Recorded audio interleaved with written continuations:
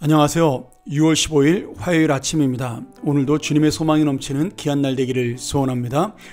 오늘은 잠언 24장 1절부터 22절의 말씀을 통하여 악인의 형통을 보고 부러워하지 말라는 그런 귀한 주제를 가지고 주님의 은혜를 나누겠습니다.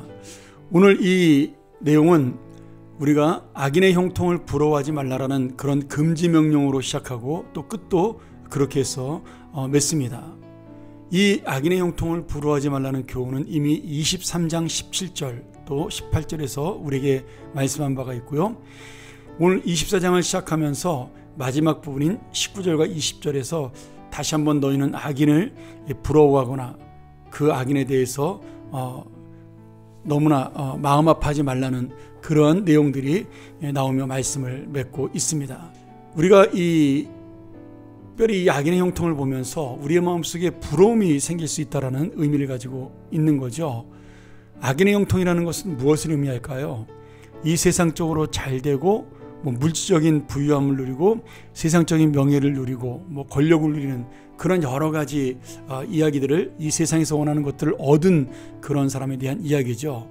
그런데 문제는 그렇게 이 세상에 좋은 것들을 얻은 사람이 우리가 볼 때 악인들이 얻는다라는 이야기입니다. 이것은 몇천 년 전의 이야기가 아니라 바로 우리의 현실이기도 한 거죠.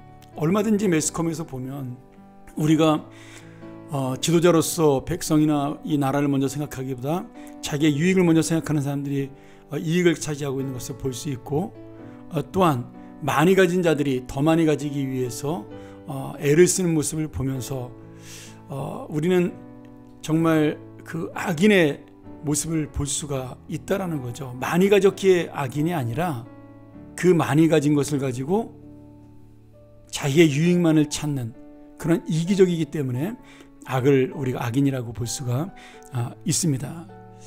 그런데 우리가 이런 악인들을 비난하고 싫어하면서도 한편으로 우리 마음속에 우리도 그렇게 살고 싶다라는, 나도 저렇게 되고 싶다라는 그런 부러운 마음이 있다는 이 사실입니다.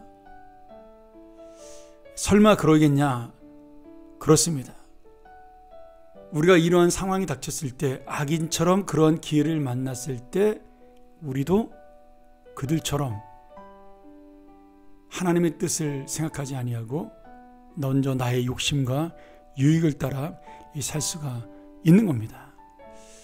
오늘 주님께서는 그런 악인의 부유함을 부러워하지 말며 우리가 하나님의 뜻대로 살아갈 때 그것을 다른 말로 말한다면 지혜롭게 살아간다라고 표현하고 있는 거죠. 그 지혜로움을 가지고 우리가 살아갈 때 하나님께서는 우리의 집에, 우리의 길에 아름다운 보물, 아름다운 보배로 채워준다라고 말씀하고 있습니다.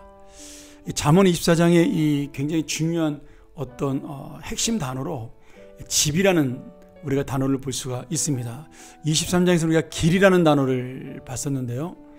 오늘 이 집을 세울 때 이야기를 보면 오늘 이 집은 무엇으로 세워지느냐 하는 거죠. 그래서 하나님의 집은 지혜로 말미암아 3절에 건축되고 명철로 말미암아 견고하게 된다. 그리고 이 방들은 지식, 하나님을 깨닫는, 하나님의 뜻대로 사는 모습을 깨닫는 그러한 지식으로 말미암아 아름다운 보물로 가득 채워지게 되어 있다. 이렇게 말씀하고 있는 거죠.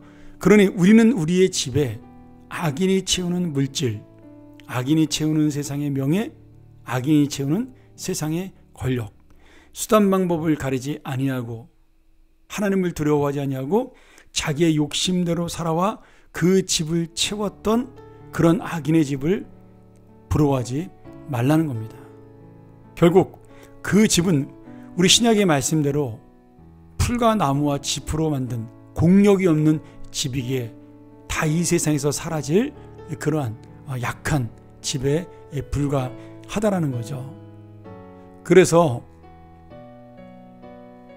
이 의인의 집을 가진 사람, 지혜로운 자의 집을 가진 사람은 악인의 집을 부러워하는 것이 아니라 정말 하나님의 뜻을 따라 사는 것에 애를 쓰면서 내가 힘들고 어려울 때라도 그 문제에 대해서 정말 주님 앞에 맡길 수 있는 믿음으로 살아야 한다는 겁니다. 오늘 16절 말씀에 보면 그렇게 믿음으로 살아갈 때 우리가 넘어질 수도 있다라고 말씀하고 있죠. 대저 의인은 7번 넘어질지라도 다시 일어나지만 악인은 재앙으로 말미암아 엎드러진다. 여기 말씀에 보면 의인이 몇 번 넘어져요? 7번 넘어집니다. 한 번 넘어지는 것도 아니고 7번 넘어질 수 있다라는 거죠. 여기에 7은 단순히 숫자를 말하는 것이 아니라 우리의 인간의 힘으로 이길 수 없도록 완전히 낙심하고 넘어지는 것을 말씀합니다. 그런데 내 힘으로 도저히 이길 수 없는 그런 낙심을 가지고 넘어질 때 오늘 주님께서는 다시 일어나게 우리를 붙들어 주신다는 거죠. 우리가 하나님 말씀을 바라보면서 구약 성경에 보면 넘어진 사람들이 참으로 많습니다. 그 신앙의 위인들, 아브라함도 한때 넘어진 적이 있었죠. 엘리야도 넘어진 적이 있었습니다. 모세도 넘어진 적이 있었고요. 다윗도 넘어진 적이 있었습니다. 그러니 우리가 이 세상에 사는 그 누구도 정말 완벽한 사람은, 완전한 사람은 하나도 없으며 우리가 이런 어렵고 힘든 일을 만날 때, 낙심하는 일을 만날 때 넘어질 수 있다라는 거예요. 그렇지만 분명한 것은 하나님께서는 그 의인을 다시 일으켜 주시며 그리고 우리를 넘어지게 했던 악인들은 일어나지 못하고 완전히 엎드러진다라고 약속하시며 말씀해 주십니다. 오늘 우리가 이 말씀을 바라보면서 미래가 없는 악인, 그리고 미래가 있는 우리 하나님의 이 사람들,